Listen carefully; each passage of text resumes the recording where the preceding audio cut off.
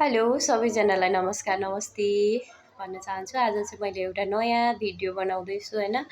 यो भिडियो चाहिँ के को बारेमा छ भन्दाखेरि चाहिँ तपाईहरुको जसको पनि हेयर फल भएको छ नि, हेयर फल भएकोको लागि चाहिँ एकदमै उपयोगी छ हैन। मेरो पनि एकदमै धेरै हेयर फल भएको थियो। मेरो त झन् खाली खाली भएर झरेको थियो हैन। तपाईहरु कति जनालाई थाहा छ पनि।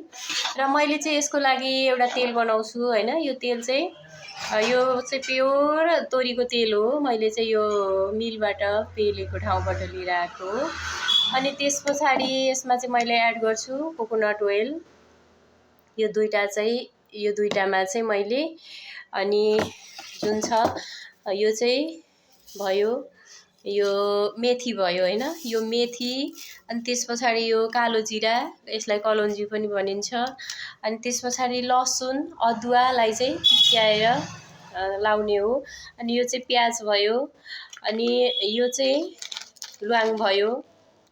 त्यसपछि मेन कुरा भनेको यो कढीपत्ता, यसलाई चाहिँ नेपालीमा मिठा निम पनि भनिन्छ।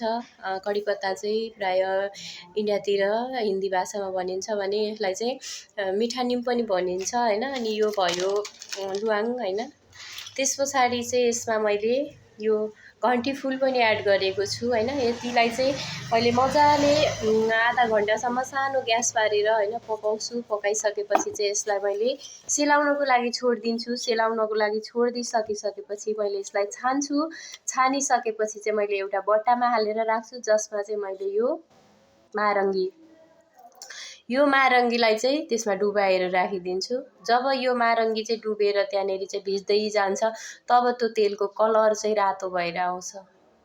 रातो भएर आइसकेपछि चाहिँ जब मैले तेल युज गर्छु, युज गर्ने बेलामा चाहिँ मैले त्यसमा एउटा क्यास्टर ओइल, त्यसपछि मैले चाहिँ भिटामिन ई युज गरे, मतलब त्यसमा मिक्स गरेर जति पनि अब त्यो आफूले लगाउने हुन्छ, लगाउनेमा चाहिँ मैले त्यो मिक्स गरेर मजाले त्यसलाई चाहिँ मिक्स गर्छु घोलेर। अनि त्यसपछि चाहिँ मजाले कपालमा लगाएर मसाज गर्छु। मसाज गरिसकेपछि 2-4 घण्टाको लागि छोड्दिन्छु। अनि त्यसपछि नुहाउँछु। यसरी चाहिँ यो तेल चाहिँ मैले बनाएर यसरी युज गर्छु। तपाईहरुले कसरी गर्नुहुन्छ? यदि तपाईहरुको पनि हेयर फल हुँदैछ भने चाहिँ यो तेल यसरी तपाईहरुले प्रयोग गर्न सक्नुहुनेछ। Thank you so much.